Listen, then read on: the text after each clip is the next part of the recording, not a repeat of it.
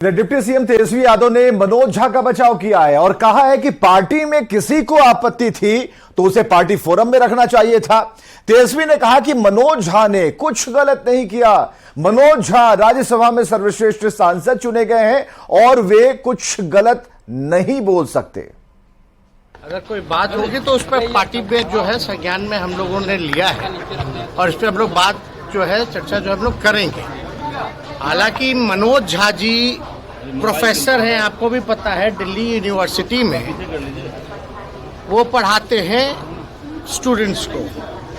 और मनोज झा जी जो है सर्वश्रेष्ठ सांसद के रूप में चुने गए हैं पार्लियामेंट में। इससे तो किसी को आपत्ति नहीं होनी चाहिए। इसी विषय पे उन्होंने जो है ओम प्रकाश वाल्मीकि जी के पाठ को जो है वो दोहराया है। तो वो जो आज के संदर्भ में अगर आप देखिएगा तो चंद ही लोग जो है देश चला रहे हैं। इधर महिला आरक्षण पर बिहार में लिपस्टिक पाउडर विवाद में आरजेडी के बड़े नेता अब्दुल बारी सिद्दीकी के बयान पर नेता प्रतिपक्ष विजय सिन्हा भड़क गए। अब विजय सिन्हा ने बड़ा हमला बोलते हुए कहा कि महिला को हम लोग शक्ति स्वरूप माता बहन के रूप में सम्मान देते हैं। उनके प्रति इस तरीके की भावना व्यक्त करने वाले लोगों की मानसिकता साफ दर्शाती है। उन्होंने कहा कि महिलाओं के ऊपर विवादित बयान देने वाले भारत की शक्ति को कमजोर करना चाह रहे हैं। ये महिलाओं का अपमान है। ये विकृत मानसिकता के सोच वाले लोग जिस महिला को हम शक्ति स्वरूपा माता बहन के रूप में सम्मान देते हैं उसके प्रति इस तरह की भावना व्यक्त करने वाले लोग की मानसिकता साफ बताती है कि ऐसे जमात यहाँ के भारत के शक्ति का अपमान कर रहे हैं। तो नेता प्रतिपक्ष ने पलटवार किया है, शक्ति स्वरूप महिलाओं को बताया। विजय सिन्हा ने पुरजोर तरीके से इसकी वकालत की है और सिद्दीकी के बयान पर उन्होंने बवाल किया। नेता प्रतिपक्ष ने पलटवार किया। सारी बातें आपने सुनी हैं। ये महिलाओं का अपमान है। ये विकृत मानसिकता के सोच वाले लोग जिस महिला को हम शक्ति स्वरूपा माता बहन के रूप में सम्मान देते हैं उसके प्रति इस तरह की भावना व्यक्त करने वाले लोग की मानसिकता साफ बताती है कि ऐसे जमात यहाँ के भारत के शक्ति का अपमान कर रहे हैं। चलिए, जरूरी खबर है आपके लिए। अगर आपके पास 2000 के नोट हैं तो वे अब कागज के टुकड़े बनकर रह जाएंगे। आरबीआई ने पहले यह साफ किया था कि 1 अक्टूबर से 2000 रुपए के नोट की वैल्यू 0 हो जाएगी, पर सरकार ने लोगों को करीब 1 हफ्ते की मोहलत दी है। 6 अक्टूबर तक का समय दिया गया है। तारीख 8 नवंबर 2016, समय रात के 8 बजे।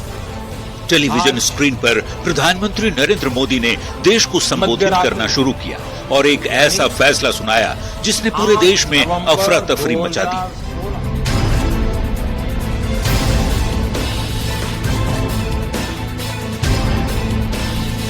आठ नवंबर 2016 की रात्रि को 12 बजे से वर्तमान में जारी 500 रुपए और 1000 रुपए के करेंसी नोट लीगल टेंडर नहीं रहेंगे। नोटबंदी के फैसले ने पूरे देश की नींद उड़ा दी। सूरज निकलने से पहले लोग बैंक और एटीएम के बाहर कतार में खड़े हो गए। पुराने 500 और 1000 के नोट को वापस कर लोग नए करारे गुलाबी 2000 रुपए के नोट के साथ वापस लौटे। पर ये नोट देशवासियों के लिए जी का जंजाल बन गया। बाजार में आने के करीब 3 साल बाद यानी 2018 से 19 के बीच आरबीआई ने 2000 रुपए के नोट को छापना ही बंद कर दिया। इसके पीछे कई वजहें बताई जाती हैं। दरअसल 2021-22 की सालाना रिपोर्ट में आरबीआई ने अपने एक सर्वे का जिक्र करते हुए बताया कि 2000 के नोट सबसे कम पसंद किए जाने वाले नोट थे। लोगों के लिए 2000 के नोट का खुदरा कराना भी मुश्किल था। एक्सपर्ट्स के मुताबिक कालाधन में इस्तेमाल किए जाने वाले नोटों में बड़े डिनोमिनेशन के नोट ही सबसे ज्यादा होते हैं। नोटबंदी के बाद अगले 2 साल में बरामद किए गए नकली नोटों में करीब 56% हिस्सा 2000 रुपए के नोटों का ही था। 19 मार्च 2023 को आरबीआई ने एक नोटिफिकेशन जारी कर ये जानकारी दी कि 2000 के नोट को लागू करने का ऑब्जेक्टिव पूरा हो गया है। अब बाजार में दूसरे डिनोमिनेशन के नोटों की संख्या पर्याप्त मात्रा में है।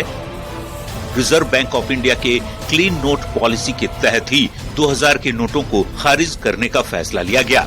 आरबीआई ने तब नोटों को बदलने या जमा करने के लिए 30 सितंबर 2023 तक की डेडलाइन दी थी, जिसे एक हफ्ते बढ़ाते हुए आरबीआई ने 7 अक्टूबर तक की मोहलत दे दी है। इसका मतलब ये कि अगर आपने 7 अक्टूबर तक अपने 2000 रुपए के नोट नहीं